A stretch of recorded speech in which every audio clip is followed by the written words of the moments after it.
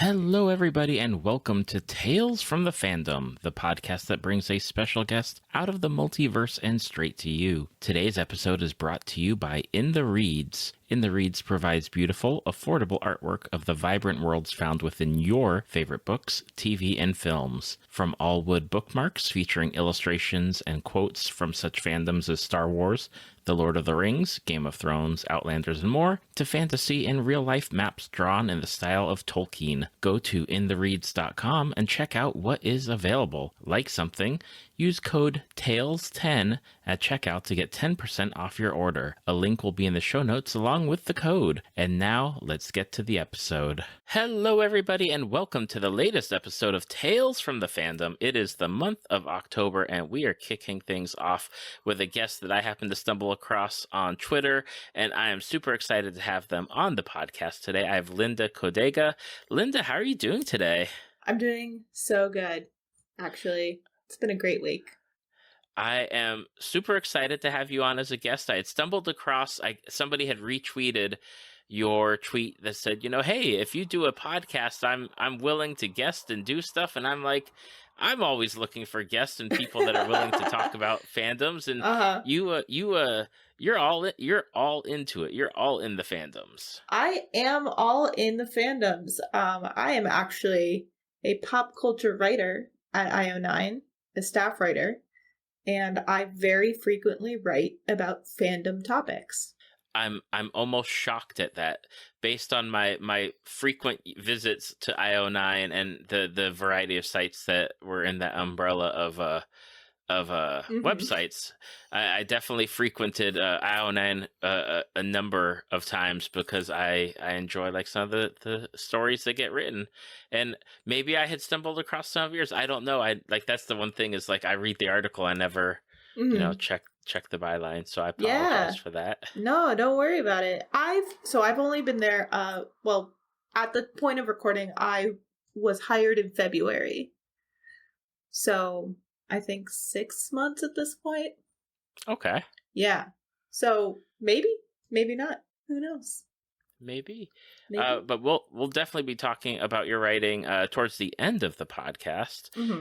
But we're talking about some fandoms that have been on the podcast before. We're talking about some fandom. There's a specific fandom that definitely has not been on the podcast before. Oh gosh, I'm so excited. We're stay tuned about the 15-ish, 17, 18-minute-ish mark, and you'll hit that one. I'm not going to reveal it just yet. But we're going to talk about one of the fandoms that I feel a lot of people didn't know about, didn't realize what was going on until they hit the internet and were like, what are they talking about? What show is this? And I have to say, watch it. It is worth the subscription to HBO to watch this show, and that is Our Flag Means Death. It is well worth the subscription, frankly. Yeah, I was one of those people who was a little late to the Our Flag Means Death party. IO9 actually did a lot of pre-release coverage for IO9. We actually did an interview with Rhys Darby and David Jenkins, and I think Samson KO and Vigo Ortiz. And it was sort of like this junket just before the first 3 episodes dropped. And yeah, so we've been covering it since it started. And then as soon as someone told me, like, Linda, it's very homosexual. That's when I was just like, shit, now I have to watch it. So yeah, I was also one of those people who didn't realize how good it was until someone told me that I would enjoy it. And they were right. Oh, that person's name is Alana Sawchuk. She literally told me to watch it.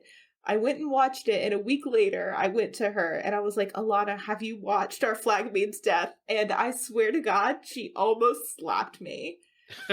Because she was just like, Linda, I told you to watch that show. And I was just like, what?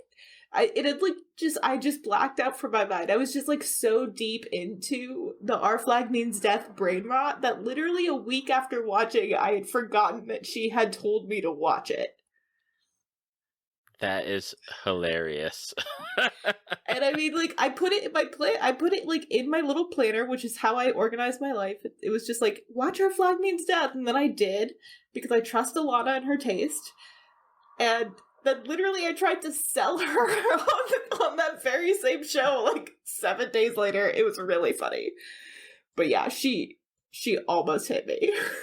It was something where, like, I hate to say that I live on Twitter, but I live on Twitter, and I live on Instagram on occasion, and I started seeing, like, cosplays and tweets about Our Flag Means Death or OFMD, and I'm like, what is this? I don't understand it. I saw Taika Waititi's name, pop up on occasion. I'm like, okay, like, I know him, and I know the work that he does, and it's like, I like it. And then eventually I had just too many people in my sphere talking about it. I was like, I've got to watch it. And it I will say it took me, and I've said it before on the podcast with a different guest. It did take me, and the third episode was like the episode that finally hooked me, and I was like, okay, I am now all in for this show. Right. Yeah, I think that was what happened with a lot of people, because that's sort of when it stops being all about Steed and it starts becoming about Steed and Blackbeard. And that dynamic is obviously very, very compelling, and that romance is, it's very romantic. What can you say? And I think that I didn't fully appreciate those first 3 episodes until I had already watched the show before. And then when I went back and like started rewatching it for a second time, those first 3 episodes just felt really like very, very good and very powerful in a way that it did not feel that way the first time I watched that show. And for me, like, I love like period shows or period pieces. I feel like that there's not enough of them in different genres. Like, I was all in for like Deadwood because I love like Westerns, and I feel like there's just not enough Westerns, and there's not enough pirate shows or pirate movies, and I'm not saying like that they're not around, they're just not good sometimes. And for this show, I was like, oh, this is really cool. I'm really digging this, and I'm digging the story and the cast of characters. And I'm liking the comedy, but like it's really heartfelt, and the relationships that are going on. And then that third episode hits, and it's like, it's on. Like, I'm all for it now. Yeah, it's. I think that show is really incredible on a lot of levels. I think the representation is great, but I think even better than the representation is just the way that these characters are so fully fleshed out and feel really lived in. That which I feel is really remarkable for like a sitcom, a 30-minute sitcom in general, but especially like a sitcom that is literally like a bodice ripper romance. Like, Izzy Hands in like the first couple of episodes literally rips Bonnet's shirt off, and I'm like, oh, I get it now. I understand. We're just setting everything up for like literally this high seas bodice ripper romance. Oh, I didn't even think of it like that. Like, now I'm gonna have to go back and watch it again, just like get those little tidbits of stuff. Yeah. So one of the pieces that I wrote on IO9 for the show, and I've written, I think, 4 or 5 pieces about Our Flag Means Death, but the first one that I wrote was about how I needed to watch this show a second time in order to really appreciate it, because of the fact that I, as a queer person, have watched so many shows that have just been like, oh, it's a bromance. Like, they're not actually in love, or like these two women aren't like actually partners, or like they're not going to consummate this relationship in an intimate way. And that's been, media my whole life has sort of lied to me, or has said it's one thing and then it's not, or has like implied something and then never quite shown anything on screen. Right? So when it actually happened in Our Flag Means Death, I paused the television. I stood up, I walked around the block to like calm down. And I came back and I finished watching that scene, and I was just like, it was so impactful and moving. I was like, this is incredible, because it really is just presented in such a very, again, like a lived in, a very natural way, and it feels just very straightforward and direct, and it's not showboating, and it's not trying to be like exceptional about what it is. It's just like, this is just a story about two dudes in love, no big deal. And I'm just like, it's perfect. It's amazing. It is. It's something where, like, and like you mentioned about media, where it's like they lead up to it, or they build up to it, or they have the subtext running through like seasons of stuff going on, only for it to be like, oh no, they're just friends. Yeah.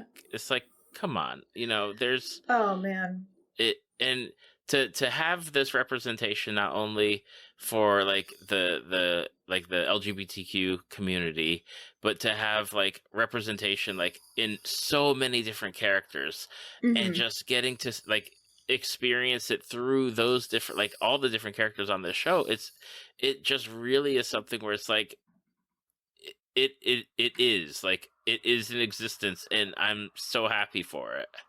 Yeah, it is it's really one of those things where it's so inclusive without sacrificing anything.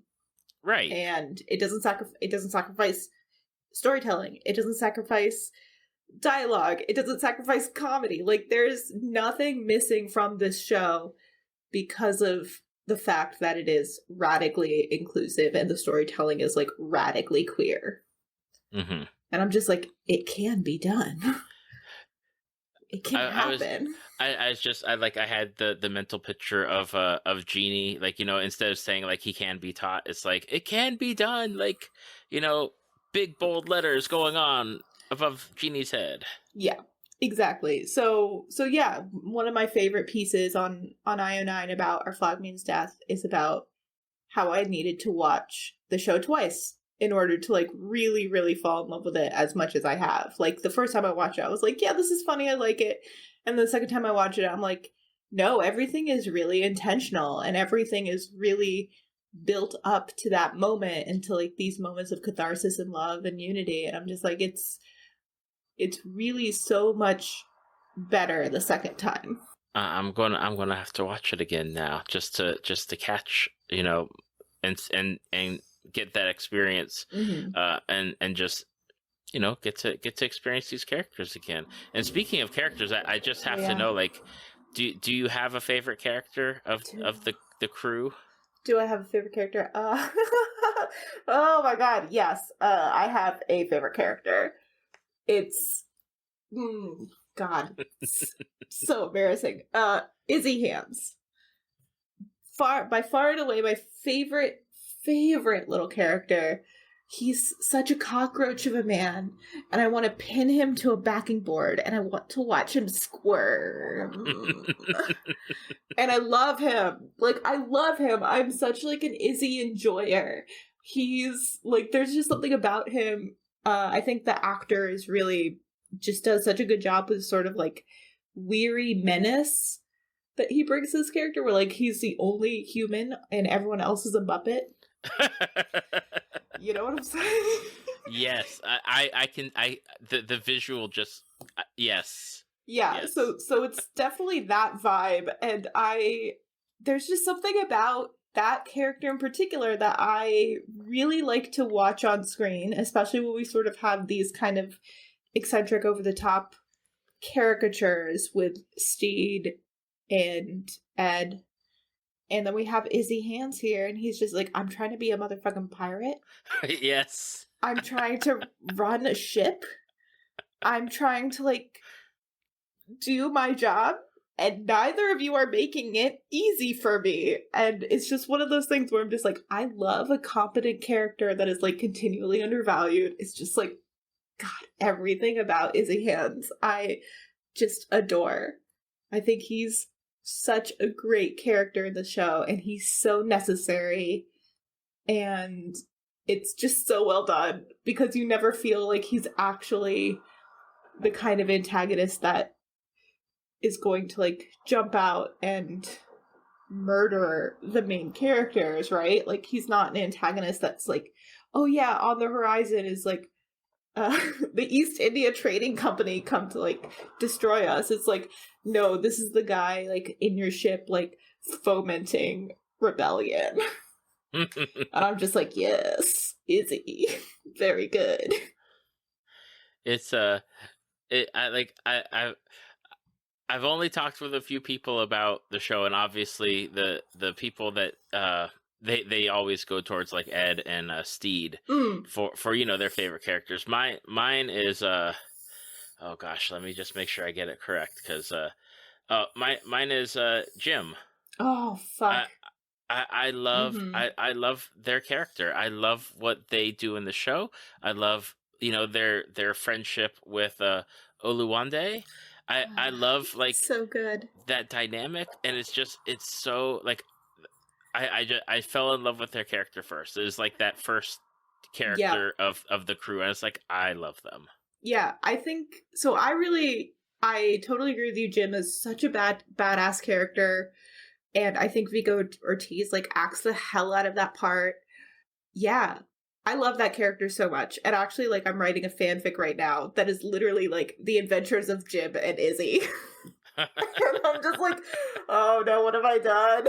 It's literally everything I ever wanted. But I got to interview Vigo Ortiz for the Jim actor for IO9. They were really, really cool. And I learned a couple things, such as they were a internationally ranked fencing champion as a teenager. Oh my goodness. Yeah, so the whole like knife thing comes very naturally to them. And I was like, I learned that and I was like, oh no, my heart. There it goes. That is so cool. Yeah, so they were like a really, really cool person to interview. I also learned that they are a huge Star Wars nerd. And I'm just like, you know, Taika is directing a new Star Wars film. And you know how to fence, and you love Star Wars, and you worked with Taika, and I'm just like, please, please, please, please, please, let it happen for me. Let it happen for me personally. That would be really awesome to see. Yeah. But what was it about Jim that like made you love them? Oh, you know, I just felt like normally there are I connect to like background characters or like the secondary characters, and I think it was like the relationship that Jim, or you know, Bonifacia had with Oluwande. Like those two are like the two like that kind of have like that B storyline that's going on, where there's like just different things, and they're interacting with a bunch of the crew at different points, and there's just like that connection where I'm like, I really like them. I really like to see what's going on and what their story is. And then of course when you get to the third episode and they're at Spanish Jackies. Yes, like man. that whole like storyline, I loved it, and it's like that's it. Like I love them. Yeah. I agree. You're correct. Your opinions are incredibly valid. I support you 100%. Jim and Oluwande were like such a sweet couple. I really loved watching them like grow on screen. I thought that it was handled really well, them going from like a friendship to this romance. And I thought it was like handled so well, because it's like, gosh, like fat characters don't usually get those sorts of like romance stories. And trans and non-binary characters like also don't really get those romance stories either. So to just have this like romance without apologies or explanations or just like hand holding on behalf of the narrative and the storytelling, I was just like, this is everything I've ever wanted. You know, like we have like this plus size character and this trans person, and they're just like in love and making out and like having sex, and I'm just like, perfect, great, good for them, I love it 100%. Like it just like there was just something so rewarding about watching all of that happen without having to worry that that we were going to get like this, any sort of like casual bigotry thrown around for a punchline. Exactly. And that happened throughout the whole series. And that was like, again, part of like this longer essay on like watching it twice that I did, where it was sort of a big point was like, it felt really safe to watch this show from the perspective of someone who is queer, and from the perspective of someone who like is trans and has, you know, especially recently seen a lot of like anti-trans and transphobic bullshit happening. Mm-hmm. To watch this show where this trans character is treated with a lot of respect and with love, and who gets to like have a romance, and their pronouns are always respected, and it's never questioned or really made a big deal of. Mm-hmm. And then it just happens, and I'm just like, God, it can be so easy. It can be so easy. It can be done. It can be done. Yeah. And I mean, it was very, very incredible to sort of see that happen. And I think for me, I knew that I was going to have to rewatch the show, not after Ed and Steed kissed, because I was like, oh shit. But I knew that I was going to have to rewatch the show when Izzy Hands is rowing away from Olawande and the crew after having stranded them on the rock. And Olawande yells after Izzy, and like, I think Fang yells after Izzy, like, where's Jim? And Izzy says, they'll be along shortly. Just like, Izzy's the shittiest character. The shittiest asshole on a whole boat of shitty assholes. And even he's not like being written as a transphobe. Mm-hmm. And I'm just like, that was the moment when I was like, oh, okay, this is my new favorite show. Because it would have been so easy. It would have been so easy to make this character who's like clearly written as a self-hating gay man with his interactions with Lucius, and like with the way that he's in love with Ed, and like the way that he's so jealous of Steed. It would have been so easy to make this character into like a transphobic bag of dicks. And they didn't do it. And I was just like, it was, I don't know. There was just something about that moment in particular where like a light bulb just like went off for me. And I was like, there was something about it. There was just something about it. I'm nodding my head over here. You, everyone listening can't see it, but I'm nodding my head over here. Now, I want to touch on something that with the previous person that I talked about. Like we had been waiting for the renewal. It was like, there was a lot of activity on Twitter, like, hey, you need to renew Our Flag Means Death. Like, there's like hashtags going on, and then for it to be renewed on the first day of Pride Month. Oh yeah. Like, it just seemed like it was like set up to do that. Like, it was intentional, and it's like, yes, you're going to get another season of Our Flag Means Death, and we're letting everyone know as Pride Month starts. Oh yeah, I think they did it very intentionally, just because so much of the fan base is queer, and I mean, this story, it's a queer story, so it makes sense. I think it was very intentional, but like I said, I mentioned I interviewed Vico Ortiz. I interviewed them about like a week or so before that announcement, before the June 1st announcement, because we were hoping to like lead off with that interview for Pride Month. And at the time when I interviewed them, literally like 6 days before June 1st, they did not know whether or not they were going to get renewed. Mm-hmm. And they told me that like afterwards. They were like, I really wish I could have, like, I really wish I would have known, because I would have like said different things, or I would have been more excited. And I'm just like, it's fine. It was a great interview. But yeah, so I don't think really anyone knew what HBO was thinking until they said so. Right. Well, I for one am excited for another season. I'm excited what they're going to do with the characters. If adding more characters, I'm, fingers crossed that, everyone is coming back for more. Yeah. But it's just such a wonderful show. And I think one of the things before we move on, like I'm trying to move on, but I'm still going to come back to it. I love that there's so much character development within the short, episodes. Like the episodes do not feel as short as they are. They feel like a good 45 minutes, 50 minutes, and they're Right. not, but they have No. so much development going on with the characters. It just makes it such a wonderful show to watch and be like, you know what? I enjoy learning about all of them. Yeah, I think that's one of the reasons why the show is so successful is because it is a character comedy. And it really is about these people getting themselves into situations rather than like the situations necessarily like just happening to them. Mm-hmm. But I think right before we move on, I do want to mention like the fandom that popped up around Our Flag Means Death.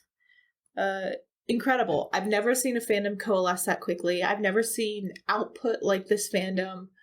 I've seen discourse like this fandom, but generally like in much bigger fandoms and more established fandoms where like fan wank is like actually something that people participate in regularly rather than just like this sort of fleeting Twitter, Tumblr, Reddit style discourse. Reddit not so much actually, but Twitter and Tumblr are sort of these like breeding grounds for opinions. For everything, but especially for fandom and especially for this fandom in particular. And it's just incredible. Like, I've been a part of fandom for decades at this point. Sadly, I was on the internet way too early. And I began printing out fanfic at like age 11. So, fun times for me. But yeah, just like the whole thing is just massive and incredible and really fascinating to watch what sort of like fandom culture has been incubating in these spaces. It's great. It is, it's wonderful that like without me being on Twitter, like being on Twitter, being with the circle of people that I follow, and the algorithm that pushed whatever they posted for me to see, is like otherwise I wouldn't have known about the show or watched the show. And so like I'm always eternally grateful for the people that write and comment and post and are like, everyone needs to watch this show. You need to watch this show. You need, and keep telling people to watch these things so that way we get more of these things. Yeah, and I think one other thing that I found that I find really interesting and very, very different from basically any other fandom that I've ever been a part of is that fans are very willing, if not eager, to share their fan work with the main actors and David Jenkins, the director, the showrunner, creator, director. They're like tagging them.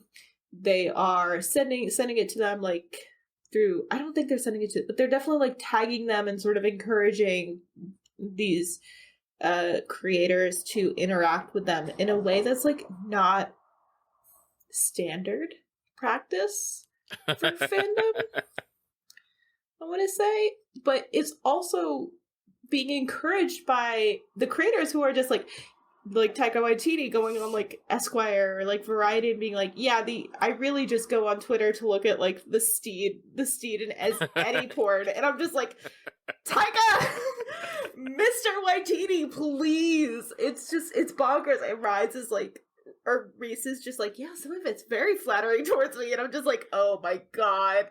I'm just like, it's wild. And like Con O'Neill, who plays Lizzie Hands, like loves the fan fiction, or not fan fiction, but loves the fan art and like likes it all the time, even like the really dirty fan art. And I'm just like, please stop liking your own nudes on the internet. Like it's not great. I mean, it's great, but it's also me just like watching all this happen. Like, I am too fandom old for this. It's just like sending me into like a fit. But yeah, it's great. It's wonderful. It's really, really cool to watch it happen and be a part of a really unique fandom moment. But yeah, there's a lot about this fandom that is very unique.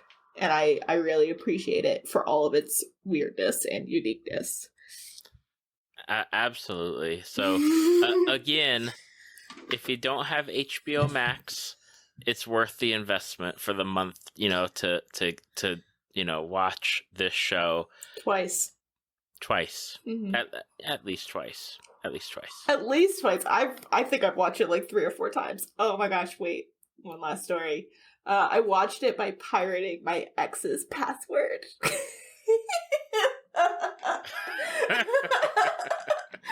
Oh, it's the irony is not lost on me, and I really appreciate it. It's just like, yes, exactly what the pirates would have wanted.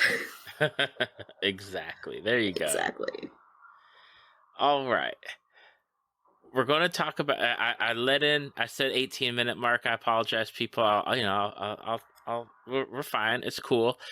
We're going to talk about a show that is 13 years old as of this point. It's a teenager, and we only had 1 season with it.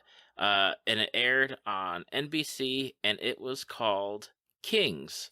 And I'm just saying right now, you probably haven't heard of it. People that are listening, I apologize that you most likely have not have heard of it. It looks like you can rent it on like Amazon or iTunes, or you can buy the whole DVD set. It's like 13 episodes, so it's there, it's out there.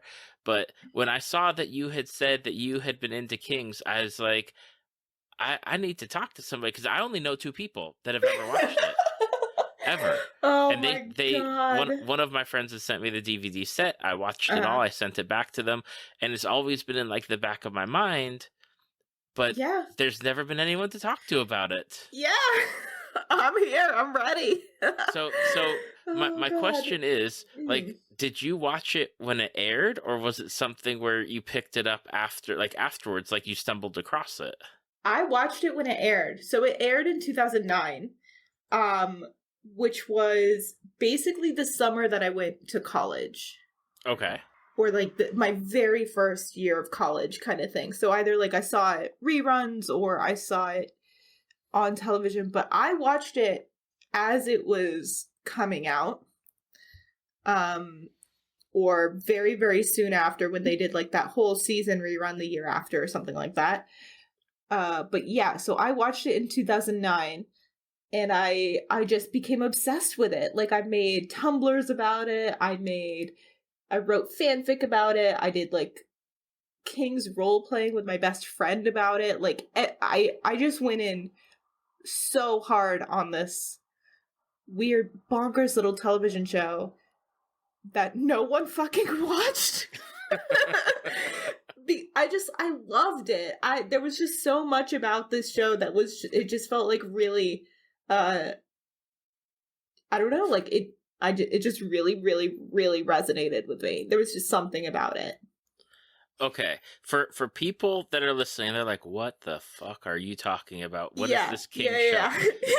Basically, it's like a modern day retelling biblical story of King David, like that whole story, and you have characters that are tied to biblical characters. You know, they're representations of them, but there's a lot of like political stuff going on in the kingdom, and you have David, which, you know, he's like, he slew Goliath, essentially the modern type of Goliath, by himself, and rescued the prince and brought him home and did it single-handedly.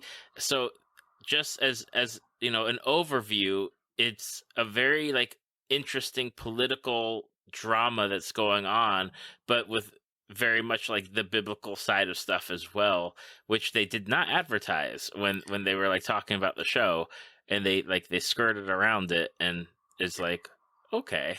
Yeah, so that all that is entirely correct. I also want to mention it's written by Michael Green, who was basically the showrunner at that time, but sort of before showrunning was really widely popularized, right? He has actually had a relatively prolific career. I think the thing that most people know him for is Logan. He did the screenplay for Logan. Oh, snap. Yeah, so he has continued to work and continued to do work that is in the same vein, in the same like pathos of King's, which is sort of this very like grounded fantasy with very like big concepts about good and evil and fatherhood and and like religion and faith. There's just like a lot of that in a lot of his work that I just really admire very much. Gosh. So basically Michael Green, basically this was like one of his first shows to like get off the ground. King's follows, again, like David said, the Book of Kings, starting with when David killed Goliath, and then David gets taken to King in the Bible, King Saul's court. In this retelling, it's King Silas's court, and he's given this very ceremonial title. And these two nations are trying to negotiate peace, and it's very, again, like a political thriller with these biblical themes and these biblical characters, and also like God is real. Mm-hmm. And he's just waiting. He's just out there fucking waiting. And it's just incredible the way that they have used God and miracles and faith and like even like tying in ideas of like angels and death and the supernatural into this show in a way that feels very real in a very, very interesting and cool way. Also, Sebastian Stan is in it.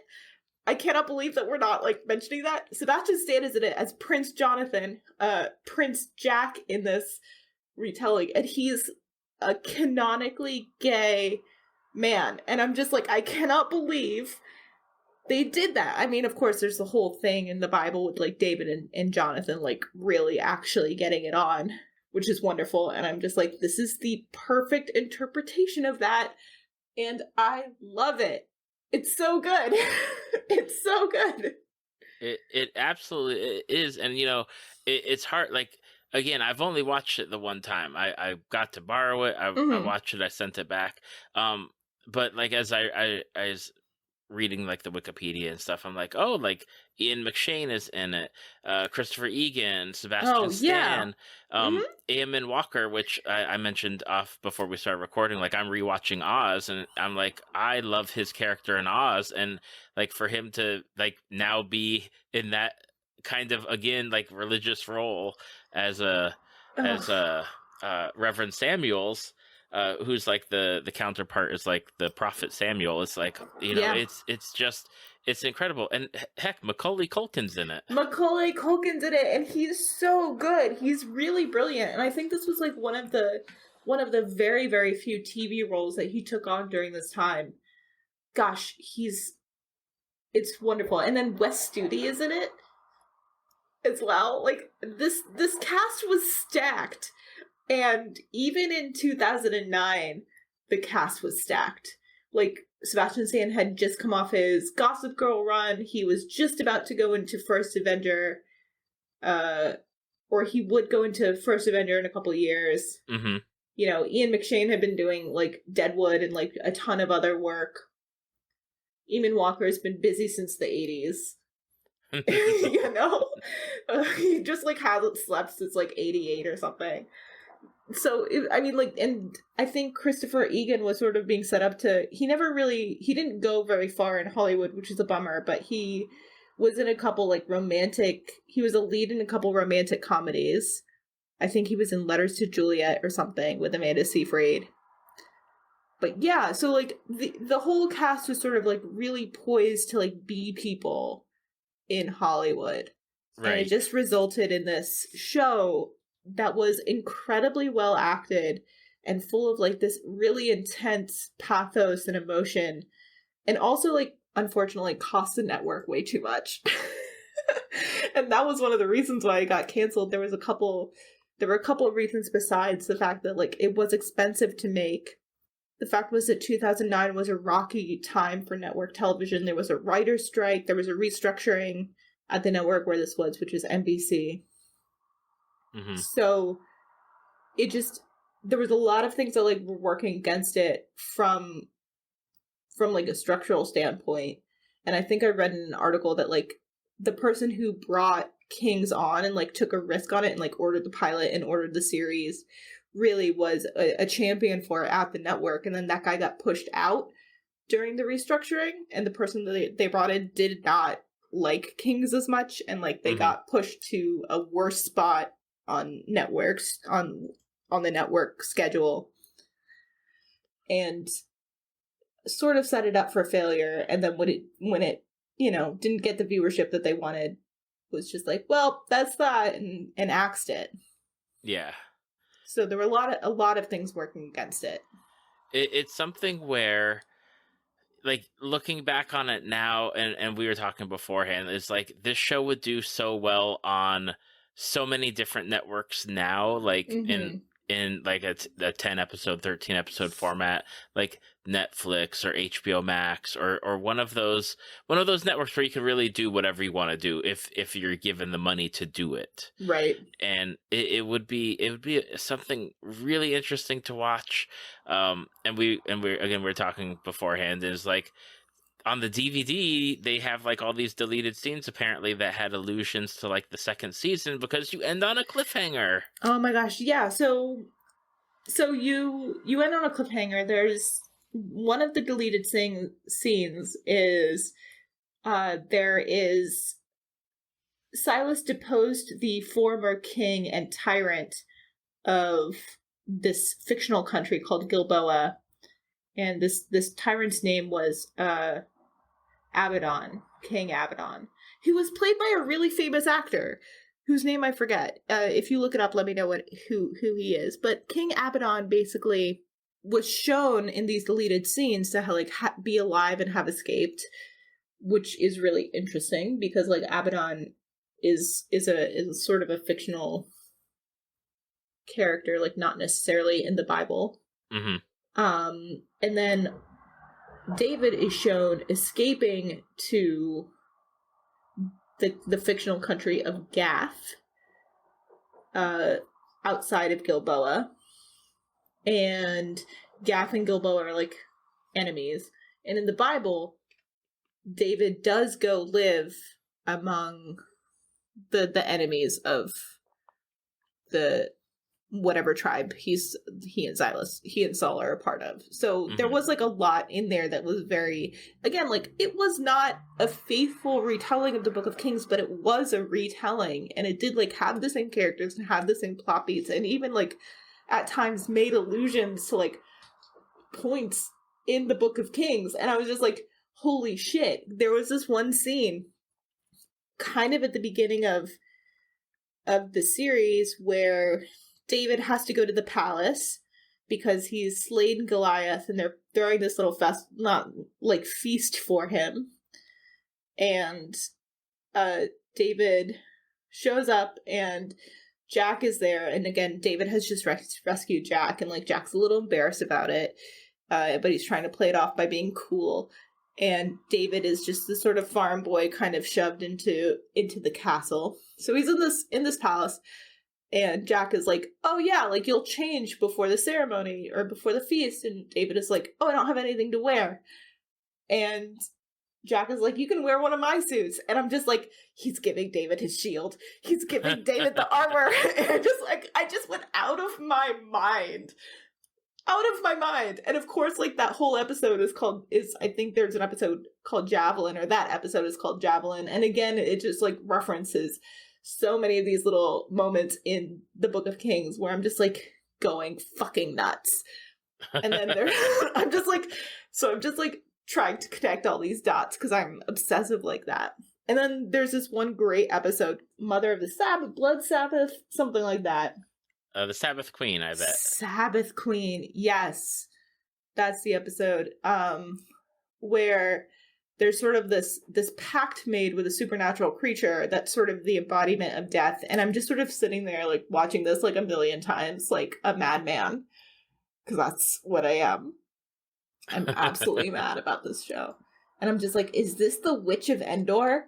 Is this the motherfucking Witch of Endor, and I'm just like going nuts trying to figure out like who this is, or like if it's even related, or if it's just something that Michael Green like made up. And it doesn't matter. Like, at the end of the day, it doesn't matter if it's a reference or not. But I was just like, I was so keen on it. I just loved every part of it. Every single reference that they made. I was so about it. If you're listening to this and you're still like, I don't know. Like, what would you tell people? Be like, listen, just invest your time. It's 13 episodes for real. Like, what would you be? What would the pull be to be like? You know what? Just give it a chance. Watch it. You'll enjoy it. I think that people will enjoy it because it is a political drama that invests itself in war in a very visceral way and is unafraid to be bold about its choices. Like every single choice that Kings makes, it swings for the fences. It doesn't have half measures. The vibes are pretty similar to something like House of Cards, honestly, but with God just hanging around, like waiting for something stupid to happen. And also, like, the actors are just like incandescently good. Like, they are given good material and they just work it. And Ian McShane just like chews on the scenery. The side characters are all like so full of life and charm. Like, there's a pair of bodyguards that just show up and are just like this comic relief, but they're really, really great. And then also like David, the farm boy, he's just so earnest and charming and you want to root for him. Also, Sebastian Stan cries like 5 times. And I feel like that's important. He also like kisses like multiple dudes. So, yeah, if like that pitch doesn't get you, then we can't be friends.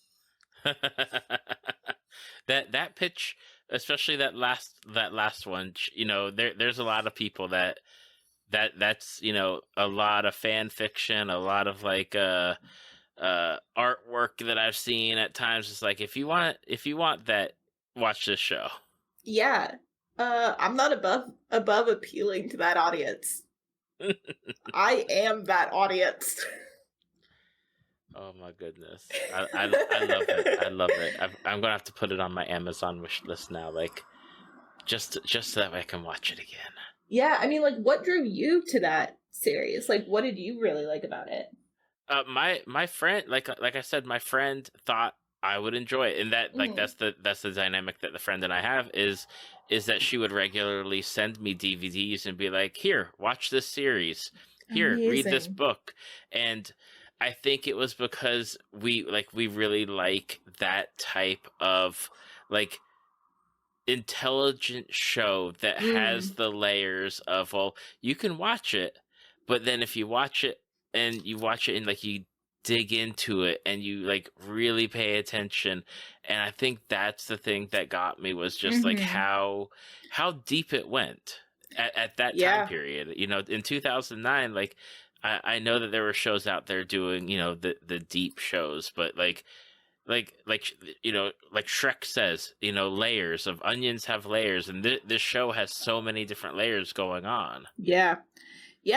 I think something that's also remarkable about this show is the way that it handled Jack being queer and being specifically like a gay man forced to pretend to be straight because he's royalty, and and he's like the firstborn son.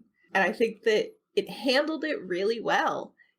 I mean, for 2009, it handled it really well, and I thought it was really impressive. And there's this like one scene on the steps of like the Brooklyn Museum, because I am the kind of obsessive fan that like furiously search, because like I live near New York City and I'm just like, I know all of these fucking locations. Like, I'm gonna get to every single one. I'm gonna do a King's tour of New York City and hit all of these locations. Anyway, it's the Brooklyn Museum where Jack is crying because Jack is crying because his father has told him that King Silas knows that he has been sleeping around with boys, and King Silas says, if like you were fucking women, I wouldn't care. But you're my if you were my second born son, I wouldn't care. But you're my firstborn son, and you are an heir to the throne, and you cannot be what God made you. And I'm just like, that line, like that series of lines, and like I think I remember it verbatim. Like, you cannot be what God made you. It just like sent me into like this tizzy for years. I never recovered. Ever. That is a line right there. Like, now I'm going to have to think about that for like at least, tonight and tomorrow, if not more. Mm-hmm. That is one line. Yeah, you cannot be what God made you. In 2009, in a series that is like explicitly about a very real and present God in this universe. Like, incredible. Like, television now would never. Bonkers. Anyway, yeah. Oh my goodness. All right. So we've talked our flag and we've talked kings, but now we're moving into like the big territory, and I like to call this fandom one of like the big three, but they're all like tied to the mouse. Yeah. But we're only going to be talking about one of them, which is Marvel. Now, Marvel, there's comic books, TV shows, movies, and the best way to ask is how did you first get into Marvel? Was it the movies? Were you into comic books, like the animated shows? Like, where did you get your start? Yeah, so I have always been like a very, very casual comic book fan. Definitely not a comic book nerd, but a very casual comic book fan. And I think that I really became a fan of Marvel and like the stories that Marvel was telling when the first movie came out. Iron Man came out, and it was just like, oh, this is like 20% of my personality. But yeah, that's how I did it. So Iron Man was the first thing. Now, were you all into like when they're like, okay, we've got Iron Man, but we've also got like Thor and the Incredible Hulk and Captain America? Was it like you're like, okay, I'm here for this. Let's see what Marvel's going to do, because at that point, like, Iron Man was the first one, and there was a lot of like, oh, well, if Thor doesn't do good, then we might not do like, Captain America, or we might not see what's happening. And it is very interesting back in like 2008 when that was like starting off, and it is such a weird time because we'd had like the Spider-Man movies, and we'd had the X-Men movies and Fantastic Four, and it's like now we're in like this whole new world where Marvel's running the show and like having little teases, and oh, you gotta stay for the end credits, and you gotta Yeah, oh my gosh, I take it back. X-Men was what like really got me started into superheroes, and then once Marvel started taking over the show, I was like, oh, this is it. But yeah, X-Men, gosh, those first couple of movies just were so good. Okay, so anyway, we're not talking about that. Yeah, so once Iron Man came out, I was sort of like, all right, I was enough of a nerd, and I was also like trying to figure out what I was nerdy about, that I just went to all of the films. I loved Thor. I loved Thor so much. And basically once Thor came out, I was like, I have to read like comic books now. So I didn't read any Iron Man comics, but I read the Thor comics, and then when First Avenger came out, I read Captain America comics. So Iron Man was fun as like a television spectacle, but I did not feel the need to pursue fandom beyond that for Iron Man. First Avenger was huge for me. Definitely went all in the comics, definitely like wrote fanfic, definitely like was part of that Captain America fandom specifically. And also for Thor, I loved Thor. I thought it was so goofy and fun. And I thought it was like, yeah, I just thought it was a really good time. I thought it was horrible, like a bad film, but like so much fun. So it was one of those things where that's when I stopped taking Marvel seriously, was around Thor. I was like, oh, okay. We're here for a good time. Yeah, you stopped taking it seriously very early on. Listen, man, once you get past like 5 films in a franchise, like you're in goofball territory. You really can't do much more than that. It is absolutely something. It's something like, it's hard looking back on it now, like as a person who's like watched at this point. I've watched all the movies except for Love and Thunder. I'm waiting for that for Disney Plus as we're recording this. But it's just amazing that they've been able to consistently make movies and consistently like have relatively good movies come out, and some are great movies, and to keep the storylines going from one film to another film, and having like the little, like, I always picture like that gif of like the person with the papers all over the board and the strings, and it's like I'm sure Marvel has that somewhere, like some massive document like of every single little thing that has like ties from one movie to another movie to the show to this movie, and like I'd love to see that at some point. Just let me see it. You know what? I don't have that much faith in Marvel. I don't think they have one of those boards. I don't. I think I'm. So the big piece that I'm working on right now, that again will be out by the time this podcast comes out, is I am doing this big investigative piece on the way that Marvel treats the VFX studios that it hires. Ooh, okay. Yeah, so I've interviewed, I think at this point, 10 people from the VFX industry. I'm going to be reaching out to Marvel for like a comment. But the general consensus is that the entire industry is broken, and Marvel in particular is a very bad client. And one of the reasons that they're a very bad client is because they never know what they want until they see what they don't want. Gotcha. Okay. That was one of the things, because I had seen that with the end of Eternals, with when Pip the Troll shows up, and the way that he looks as a, you know, as that type of character, a virtual effects character.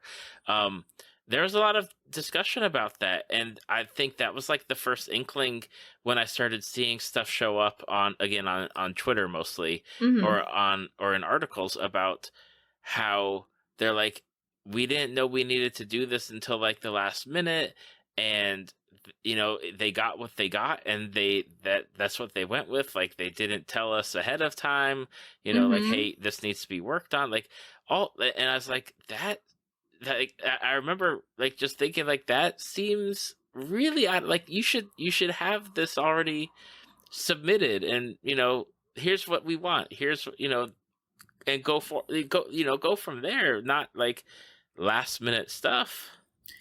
Yeah. So unfortunately, that's just the way that Marvel does things. And that's kind of, again, there are exceptions, and there are people that I've talked to who have said like, Marvel is fine. They're not a good client, but they're fine. So, I mean, you know, your mileage may vary, experiences vary. But primarily when people are talking about Marvel as a bad client, the biggest complaint is that they do not know what they want. They are not prepared, and the director either doesn't have a vision, or like the vision is being diluted because there's just like this committee working on all these decisions. And then, yeah, so basically like people will get briefs like, oh yeah, you know, Arrow shows up with Pip, and they'll give them like concept art, but that's it. And that's like all they'll get. And they'll get like these really flat, bad looking plates, which are the very base of the VFX, which is probably just like, you know, Harry Styles' head floating on a green screen for 2 minutes. And they're expected to like make everything. Because oh my gosh, all of these films are animated films.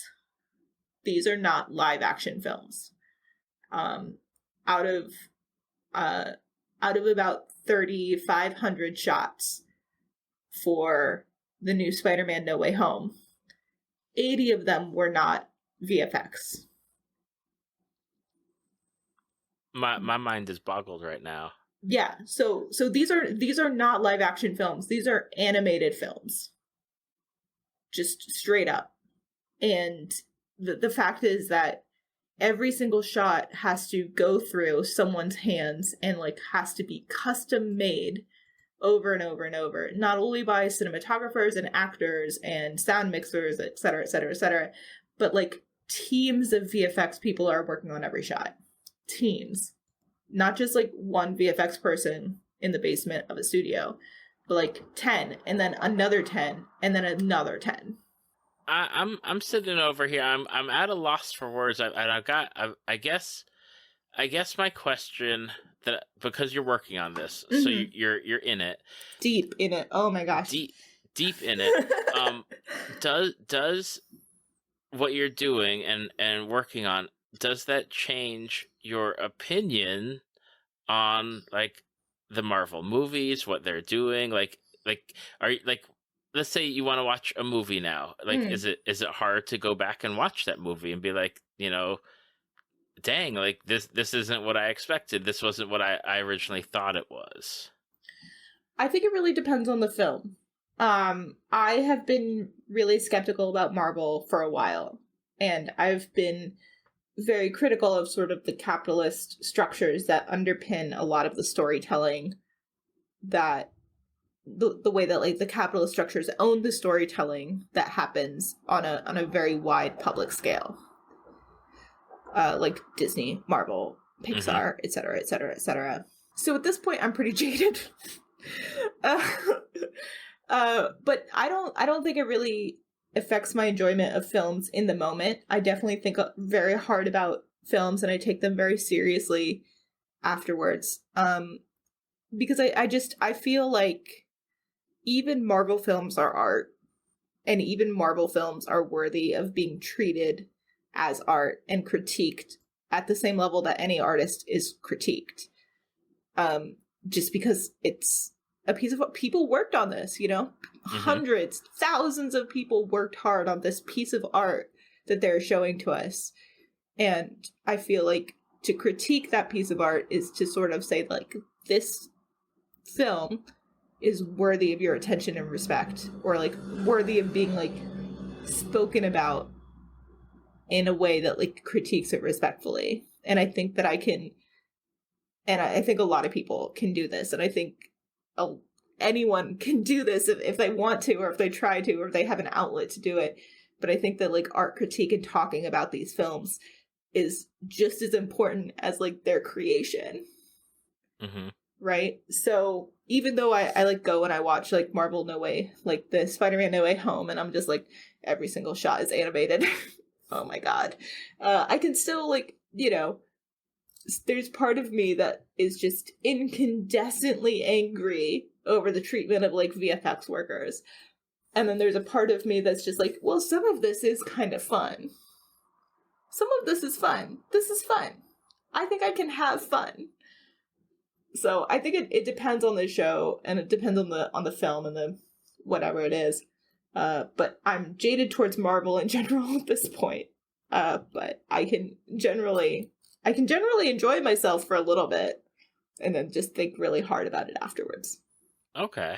As somebody who just doesn't, I don't write or critique or anything, like I don't, and more power to the people that do. It's like, I don't know if like now that you've told me like the VFX stuff, right? And I've seen the articles about it, it's like, okay, well, what's the solution to that? Like, is it something that as people that pay money to go see the movies, like, do we need to be like, hey, do better? Is it something that just has to be out in the industry for like industry people to say like, hey, do better? Like, I guess like, is there something like an average casual fan like me, or the people that watch the Marvel stuff, like, can do? Or is it more of a, this is a industry-wide problem and it's going to take the industry to like fix itself? That's really hard to answer, because I think the answer is in part both. I think the more people that know about it will increase the pressure on the people in the industry who have the power to change it. I feel like if there were either trade unions or studio unions, they would be able to help ameliorate the problem a little bit. But I did ask my sources, I did ask them, does it matter when a douchebag like me goes online and says the VFX is shit? And luckily I was able to like get them to laugh at me, which was nice. But yeah, so essentially they said like, no, Marvel does not care when douchebags like me go online and point out the bad VFX. It's just like, it doesn't matter. They've already made buku bucks on this film. The VFX is already turned in. Like, there's nothing, those comments do not matter. Okay. But I don't know, like, maybe if enough people, like, spoke up about, like, the very specific instances of, you know, worker exploitation, something might change. Maybe it's something like more articles like mine will help shed some light and encourage people to change. You know, maybe it's more people tweeting, maybe it's Reddit threads. I don't know what the solution is, but I know that the more people that know about it and the more people that have something to say, so, like, the more that Marvel will listen. I don't know if it will ever be at the point where Marvel will, like, listen enough to do something about it. But maybe. I don't know. I almost, like, I had the thought pop in my head as you're talking about, like, what Marvel could do about it. Yeah. And it's like, oh, you know what Marvel would probably do about it? They'd probably make their own VFX team, so that way they don't have to outsource it and just say, whatever, we've got our own people now. Goodbye. So that would be really interesting if they did that. Because if they did that, then there would be more of an incentive to unionize that singular studio. And also that studio would have to be massive. Mm-hmm. And that studio would have to hire people who would only work on superhero films. Right? Right. And that was a big pressure point when I was talking to a lot of my sources, is that they're just superheroed out. Like, they just don't want to work on superhero films anymore. Mm-hmm. Because it's the same kind of shots. Because that's the way that, like, Marvel works, is that it's all green screen, you know? And it's all fake. Like, all of Hollywood is fake, but, like, Marvel is faker than most. And the VFX people who are working on these Marvel I think specifically the shows are really tough on artists, but also like the big ensemble films are also very tough on artists. Yeah, you would just have to like get people that are okay doing the exact same thing for months and years, and like working on the exact same kinds of shots and the exact same plates, you know. There wouldn't be a lot of fun. And these people are artists, you know, they're trade artists. They have very, very, very extremely specific skill sets that are like really non-transferable to anything other than VFX art. So you would have to ask a VFX artist to do the exact same thing, to sort of like the exact same plates, and get pixel fucked the whole time. Like, pixel fucking is like this term where basically Marvel will be like, we want the spider on the Spider-Man suit to be a little bit bigger, and then you have to do the whole thing over again, and then you come back and they're just like, actually just like a little bit bigger actually, and you have to do the whole thing over again, and then they come back and they're like, this is good, do this for the whole film, and then you do, and then someone comes back and it's like, Kevin Feige actually wants this spider icon and not that spider icon, so do the whole thing. So that's what pixel fucking is. Oh my gosh, that would drive me up the wall. Like, and that's what's driving all of these VFX artists up the wall. It's just the fact that like Marvel can get away with this shit because they're Marvel and they are spending a huge amount of money in the industry, and there's just so much work that they're asking for, that every single, like almost every single VFX studio takes on Marvel work at some point or another. I'm mind blown. Yeah, I don't have the words right now. Yeah, it's really, really hard to think about, especially because like if Marvel does, get their own studio, it would also be like far easier, and like there would be a lot more incentive to unionize that specific studio. Mm-hmm. And I don't think that Marvel would want that to happen, even though Hollywood is a union town, and already they sort of foist a lot of work that would be union, that would be covered under like union production laws onto VFX studios, because VFX studios aren't unionized. So stuff like concept artist, right? Mm-hmm. If you are a concept artist in Hollywood, you can join the Art Directors Guild and be a part of a union. If you're an illustrator, a panelist, a storyboard artist, same thing. You can be a part of Art Directors Guild and be a part of a union. If you are the VFX industry and you do conceptual design for VFX, you are not a part of that union. So Marvel will actually foist a lot of concept design onto VFX artists. And like, it's not just Marvel that does this. I'm using Marvel as like sort of general example. Right. But studios will foist concept design onto VFX artists and say that they're doing it because it has to go into VFX anyway. Why not like design it natively? So these people will concept design, buff it out, and like give, the studio, their client, all of these options. And usually that would be covered under like guild work. But because it's through a VFX studio and it's just like this client vendor relationship in like this kind of tangential industry that has only really been around 30 or 40, maybe 50 years. Mm-hmm. It is not protected by any union. So it's cheaper for these studios to just tell the VFX people to do it. And they will, because they can't afford to lose any single contract because their margins are so slim. And there's only like 4 or 5 studios asking for the kind of big budget VFX work that will keep their studio afloat. Mm-hmm. That is absolutely something. I did not know when we started talking about Marvel we would end up in this place.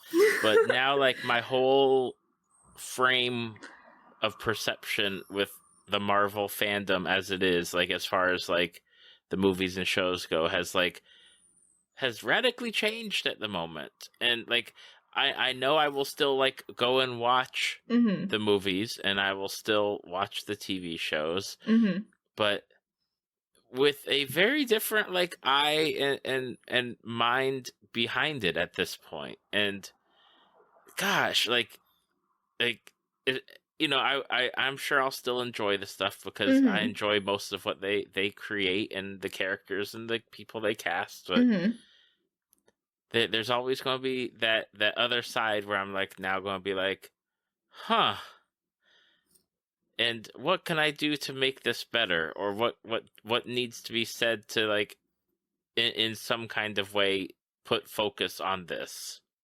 Yeah, that's amazing. I'm so happy to hear that. That's what I'm going to try and like, that's what I hope this article does for a lot of people, because I think that the more people that know about how bad it is for the VFX artist, the better it will end up being. And this is the sort of investigative work that I really, really love doing.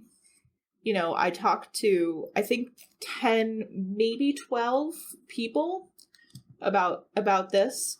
And I had people who came back to me later and was like, actually, like, don't use anything I said. I don't want to be a part of this article. Like, I retract all my statements. And I'm like, okay, yeah, no problem. Like, totally within your rights.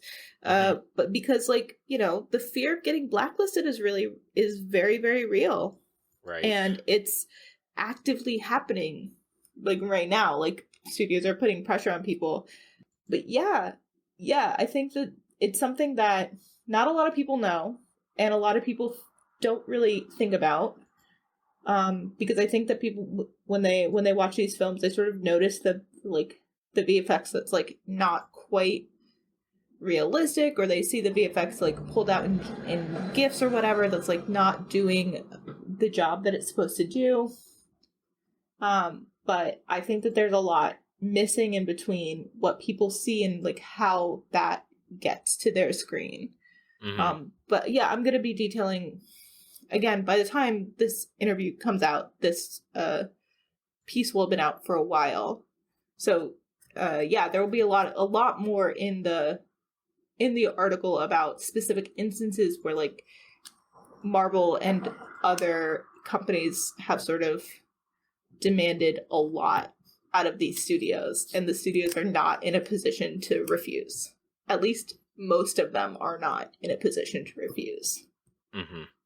And for people that are listening, when this episode comes out, you'll have the link, or I'll have the link in the show notes, so that way people can click on it and go directly to the article. Nice. And you're able to read it. And so I'm going to switch off from Marvel to what you do.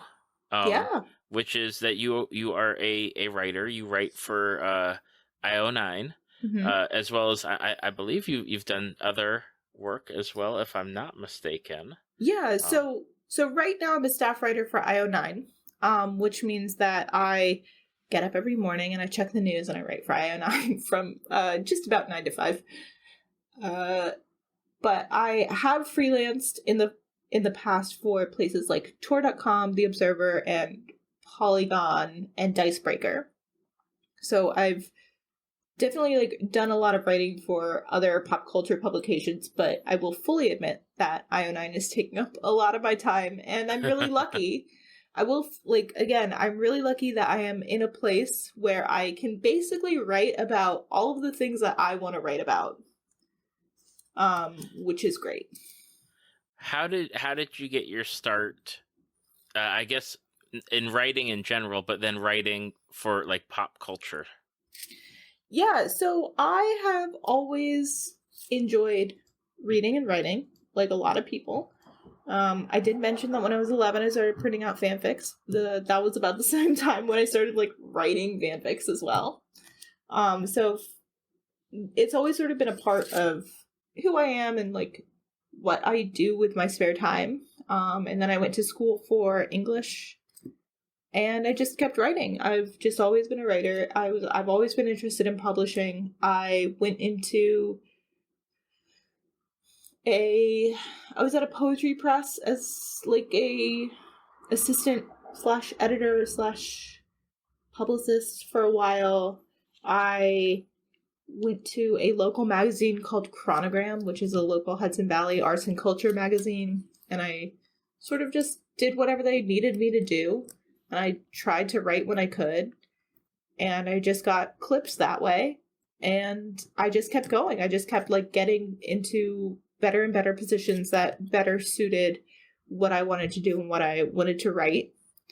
Again, working as like a marketing communications person, working as like an ad journalist, and now sort of finally working as a pop culture journalist, and really getting to cut my teeth on both these sort of very easy news pieces like, oh yeah, like Sylvester Stallone has this new film out, let's watch the trailer and say something about it, to pieces like the Marvel VFX expose that I'm working on, where I like talk to people and find sources and verify claims and come up with a sort of cultural argument for something that's happening that's really pertinent and important and feels like a part of a larger fandom conversation that we need to be having. So yeah, it's been about 10 years, and I eventually made it to IO9. How does your writing, especially with IO9, so like you're very prolific. I've been going through your stories, your list of your underneath your author titles, that way I can see like what you do. Like, thank you. Do you just like you said, you wake up and you write essentially 9 to 5? Like, are you choosing, you're like, hey, you know what, today I'm going to write about like I'm just gonna pick off one of this one, like about like free new RPG stuff, or J.J. Abrams may have bitten off more than he can chew. Like, Oh. do you just say like, you know what, I'm inspired by something that I stumbled across, I'm going to write a story about it and submit it, or is it more like editorial says like, hey, here's different assignments, like, you know, back in the day where they're like, hey, you need to cover George R.R. Martin and you need to cover J.J. Abrams and see what's going on? Yeah, so it's a little bit of both. We have weekly pitch meetings where we discuss kind of our longer form pitches, which are like features, like again the VFX thing, or interviews. Like I was lucky enough to interview this new author named Claude Samase and their new book that's coming out. Like they just got a book acquisition reveal with Erewhon Press, and I was lucky enough to reveal their book. It was really cool. It was a really great interview between them and Sarah Wan, the editor. So the pitch meeting is for those sort of like longer form pieces that might take a little bit long, that take time, right? And then throughout the day, we get news hits coming in either from like our team or like all of us are terminally online specifically for this reason. You know, watching the trades, watching Twitter feeds, watching what our competitors are writing about. And then if we in particular, one of the things about IO9 that I really like, if we in particular have like a take on something, like the one that you mentioned, J.J. Abrams has bitten off more than he can chew, was really just me being like, you know, J.J. Abrams like should chill the fuck out. Like his work is suffering, his projects are suffering, like the cast and crew that he hires and then ditches are suffering. So it was centered around like a news piece. I think there was an announcement about one of his shows or like a new show of his that he was like promoting. And we spun it in a way where I was able to like get this kind of tongue in cheek, like J.J. Abrams maybe like calm down. But I was also able to report on the news that was happening. So for that one in particular, it was like a link to like a trade, I think Deadline or like Hollywood Reporter was put up in the Slack, and my editor was like, who wants this? And I was like, well, I have an idea. And he was like, you know what? Go for it. Have fun. And I'm like, perfect. I love to rage on this man. So yeah, it's like a mix, you know? And there are definitely days where it's like, Linda, you have to write about the Sonic trailer. And I'm like, I guess I'm writing about the Sonic trailer. And then there are days where I'm like, can I just like write about how annoyed I am about this like $25 million Marvel endorsed like gemstone collectible, and my boss is like, go forth and hate, and I'm just like, perfect, exactly what I love. So I just gotta hate on Marvel for like, you know, 300, 400 words where I'm just like, this isn't a collectible, this is like imperialism. It was really fun. With your writing, especially, you know, again, like for people, again, if you're listening, click on the link in the show notes so that way you can see all the different articles that Linda has written.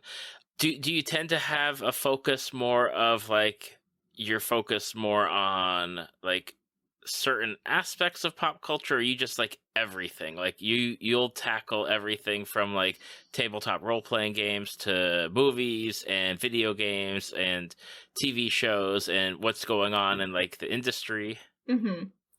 So at IO9, we're sort of expected to have our specialties. So mine is I'm actually like really into tabletop role-playing games and board games. And I'm also really into film and television. And those are sort of my two big specialties, which are also like massive: games and film. I'm not much of a comics nerd. I do books when I can, but books are more difficult to kind of get my hands on ahead of time and consume and like figure out how to work with. I wish I had more time to do books content. I always wish that. The problem is that books don't get as much clicks as a Marvel film. So Right. So the unfortunate reality is I have to watch a Marvel film before I can like read like 4 or 5 chapters in a book. Yeah. But I do love books. I want to throw it out there. I'm a fiction writer. I fucking love books. So yeah, my specialties on the site are film and games. But we're sort of expected to be able to do whatever comes at us. You know, if there's a comics thing, we should write it up. If there's something on an author we don't know much about, we should be able to write it up. Like, we need to, because we're all like journalists, it's, you know, research and application and quotes and figuring all that sort of stuff out. But luckily, if we have specific shows that we really love, or we're really well positioned within our beat, we can focus in a little bit more. I know that for me specifically, I'm not the only person who plays tabletop role-playing games and like board games on the site, but I have become the de facto point person for that kind of thing, which I genuinely love. Like, I love tabletop role-playing games, and I'm happy to be the D&D person. But yeah, so yeah, we have our de facto beats, but we're expected to be generalists. Okay. And I love, because I exist in like, it's so strange to say, like, I love tabletop role-playing games. I played them in college and up through until my kids were born, and then is like, okay, not only do I have kids, but like scheduling is always a nightmare to begin with. Oh yeah. So like, I love tabletop role-playing games. I love to like support them and back them and read the books, but it's like, I don't have time to play them. And it's like, I'm like on that tertiary, like the sphere of like, I'm on the outside looking in, but I really love what everyone's doing. Keep doing it. Yeah, like, I'm just a really big fan of your work. Right. Like, you know, I enjoy getting to see what they're doing and getting to talk to them and see what like is going on in the Twitter world. And it's just, you know, I have a soft spot for that niche group on Twitter. Yeah, absolutely. I think role-playing games are one of the places where a lot of innovation is happening very, very, very quickly by a large group of independent creators, which I think is fascinating and wonderful, and is creating this really intense culture online, especially on Twitter and in other isolated Discord communities. But yeah, the tabletop role-playing game fandom is just incredible. The work coming out is great. The books coming out are great. And I'm desperately pleased that I'm able to cover that, and like be sort of a voice for that indie scene on IO9. Yeah, it's so cool, and I see, you know, as I was scrolling through your list of stuff, like different articles, and it's like, I know that game, or I know the person that wrote that game. Yeah, it's so cool to see, like, especially with indie creators and indie titles and indie games, like seeing them recognized not just in the sphere of Twitter and the tabletop role-playing like group that we're all in, but like seeing it, you know, reflected in articles that are being read by like more mainstream people. And it's like, oh, get eyes on that. Like, this game works. This game is a fun game. Yeah, and I'm always like really one of the best parts of being a writer for IO9 and being able to choose to cover and having editors that allow me to cover independent tabletop role-playing games is the fact that I get people who will DM me on Twitter and be like, hey, someone just purchased my game for $50 after your article came out. Like, thank you. And That's I know awesome. I know that that's like so self-serving to mention, but just the fact that like, and it's far less the people that like are thanking me, but just like me knowing that it's actually like making an impact is incredibly gratifying. So I almost always bug people, like at least my friends. I'm just like, hey, like, did these articles do anything? Is this like a measurable impact? Am I doing this right? Can I be doing it better? Mm-hmm. And it's always really helpful when I get responses, and it's always really nice when people like can come back and tell me like, actually this really, you know, boosted the profile of this game that I worked really hard on that would not have, like, you know, they don't say this because they're normal and I'm weird. But like you know, this game might not have gotten that kind of boost if it wasn't on a site like IO9 or Gizmodo, which again, Mm-hmm. the Gizmodo Twitter feed has like almost 3 million people following it.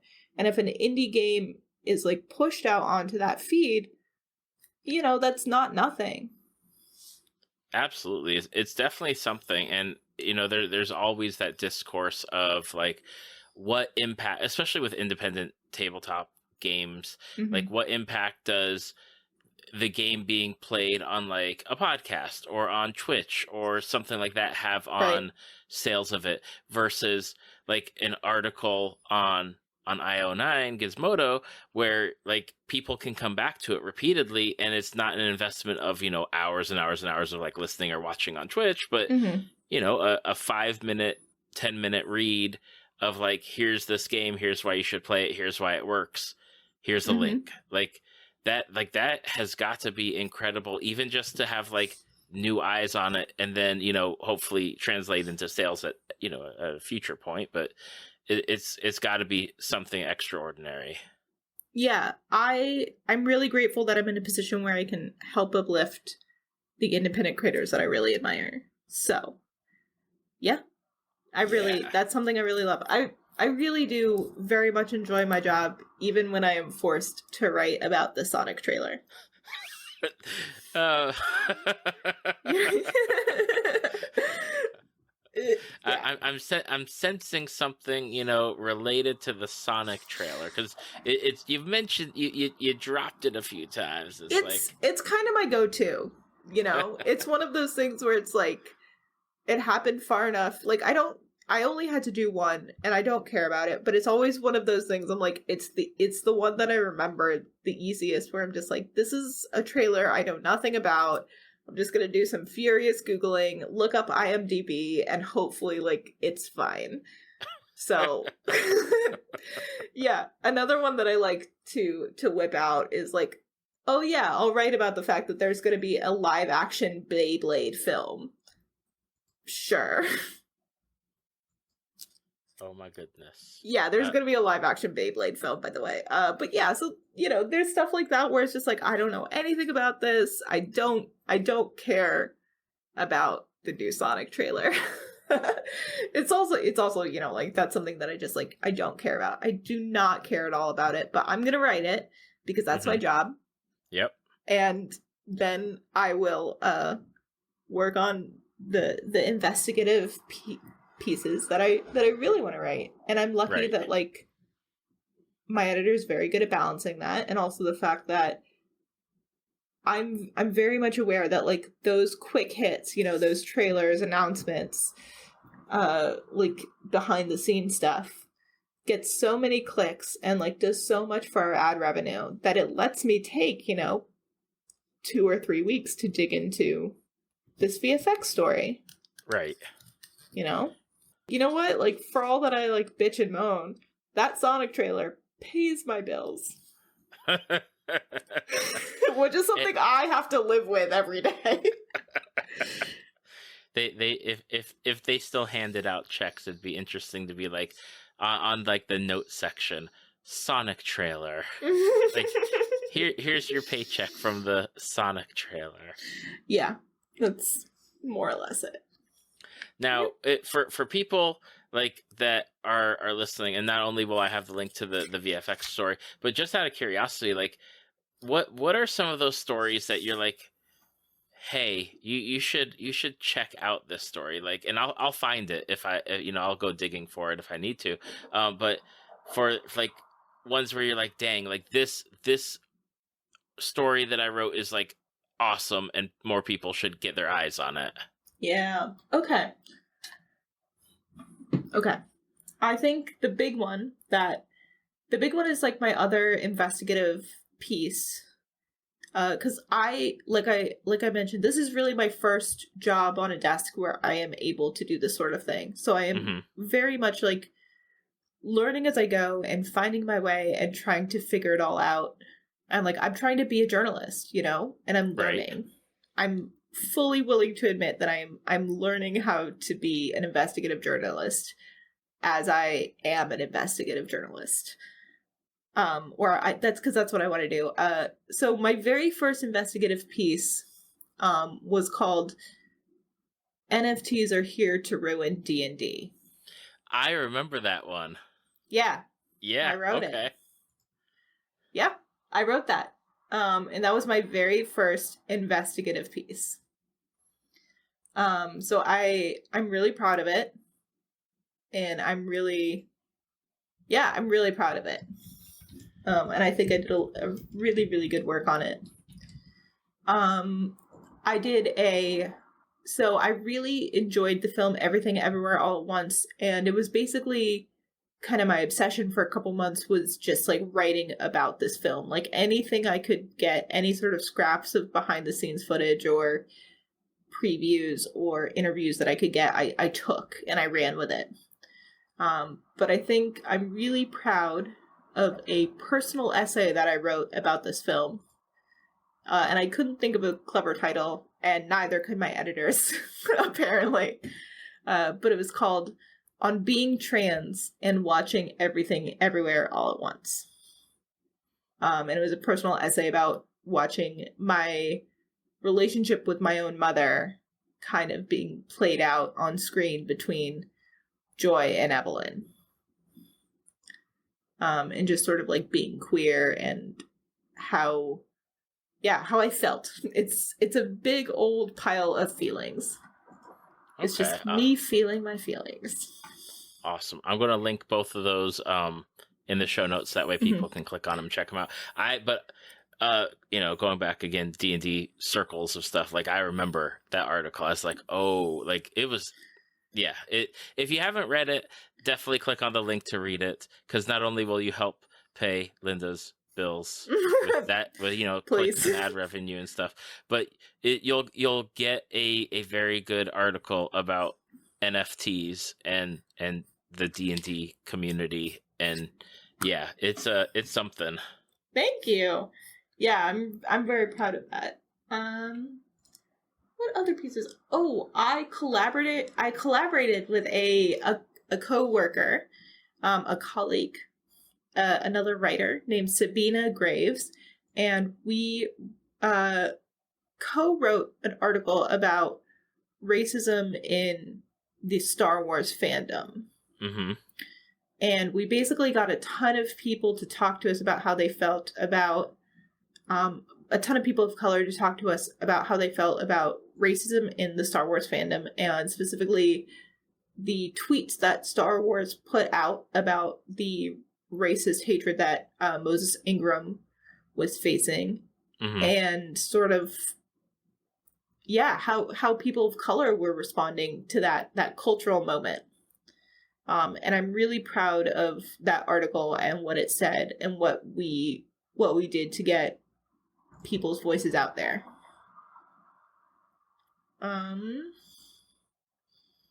Those are the really big ones. Oh, I did an interview with the Daniels that I'm very proud of, because the Daniels are the directors of Everything Everywhere All at Once, because in that interview they were talking about this 4-act Japanese storytelling structure called Kikoten Shu, I believe.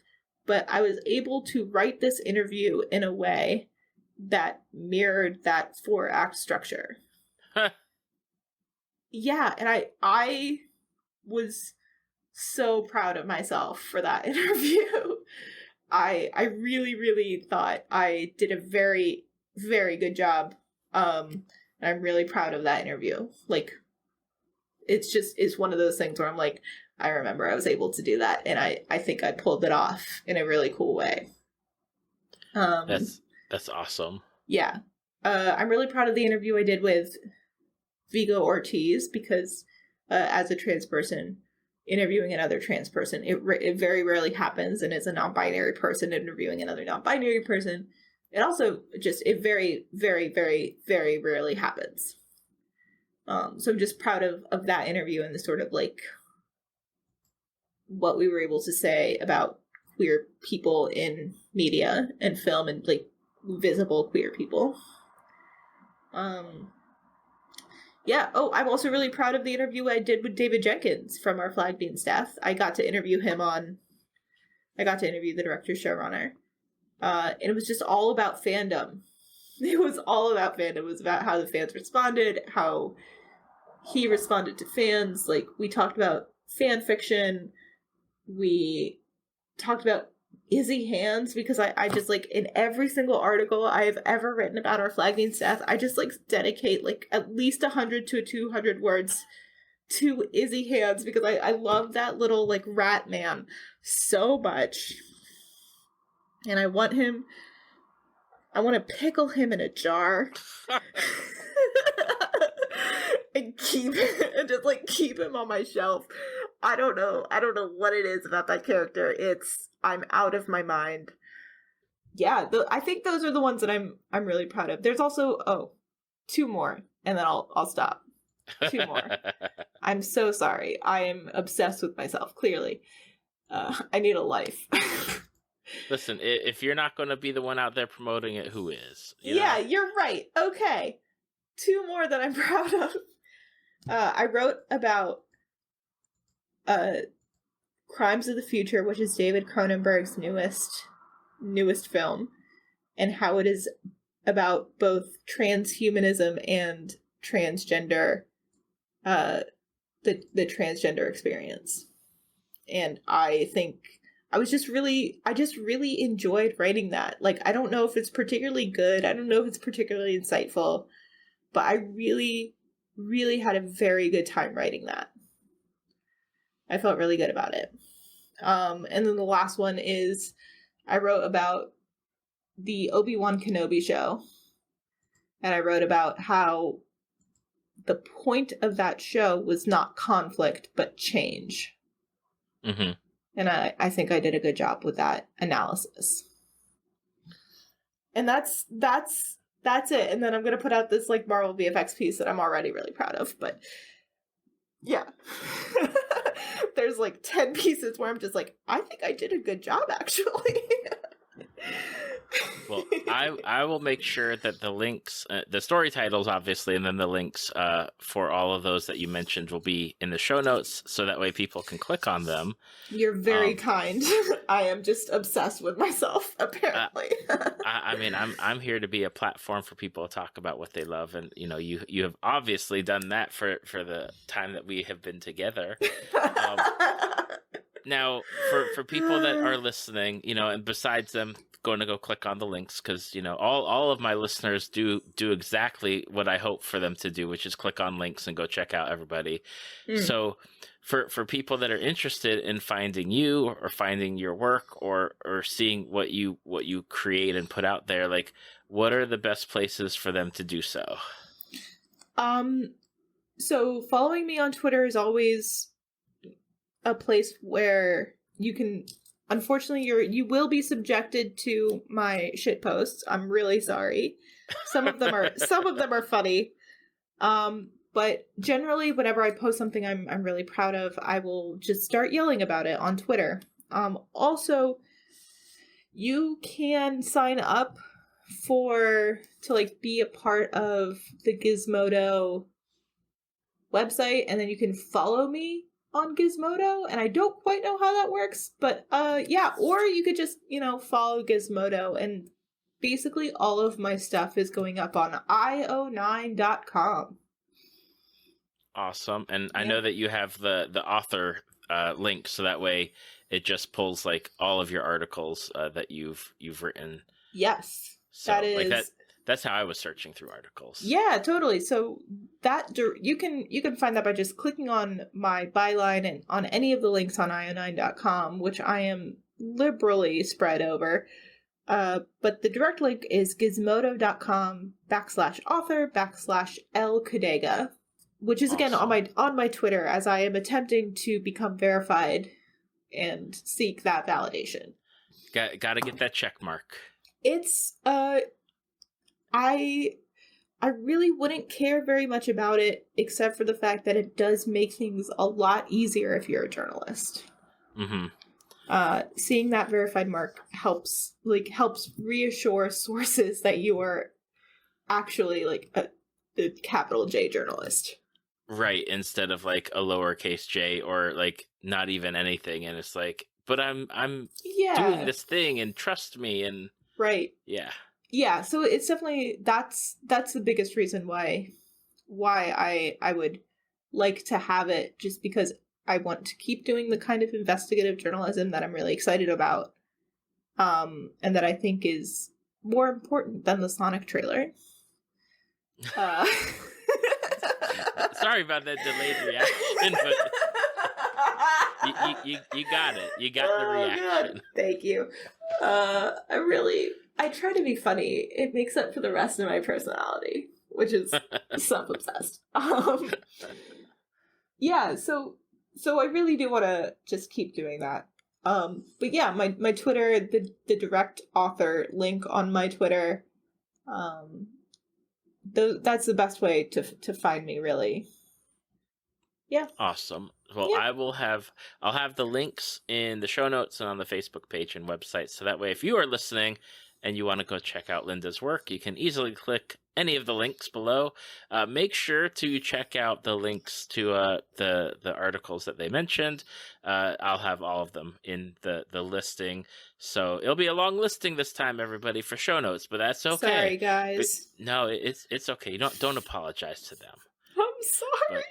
But click on one of them, read it. I can definitely vouch for, if you're in the tabletop sphere, the NFT one is definitely a well worth read. Yeah, and from there, there's definitely some ones that are ones that I'm going to be checking out later, after I finish this recording with you, Linda. But Linda, I want to say thank you for putting out there that you were interested in being a guest on a podcast and saying yes to me asking you to be on this podcast, because there are quite often times where people are like, I'd like to collaborate, and so I'd send messages and then it's like nothing, and I'm like, okay, like I totally get it, but yeah, thank you for taking your time with me tonight. No problem. Talking about all of this. I truly enjoyed it. Well, thank you so much for inviting me. I'm glad that it was enjoyable. I'm glad we got to talk about Kings, which is just still one of my favorite shows. One of my favorite shows, and I'm so glad we got a chance to discuss it, and I'm so glad we got a chance to talk about Our Flag Means Death and the shit show that is Marvel and all the rest of it. Absolutely. And just listeners, before I go, if you watch Kings, if we have convinced you to check it out, please tag us on Twitter and say, I watched Kings because of Linda and Tales from the Fandom. Please. Okay. And yes, please, I'm desperate. I'm desperate to talk about Kings with someone who has never seen it before and has just stumbled upon it. It's incredibly good. Yes, it's out there. Go pay for it, watch it, come back to us. We would be over the moon about adding a fifth person that knows about Kings. Please, I'm begging you. We all know each other. It's very bad. Oh gosh. Yeah, thank you, David. This was really fun. Thank you for listening to Tales from the Fandom. Subscribe to us on iTunes or your podcast app of choice. Follow us on Facebook at www.facebook.com/talesfromthefandom to see photos, links, leave feedback, and check out upcoming guests. If you'd like to be a guest, email David at talesfromthefandom@gmail.com.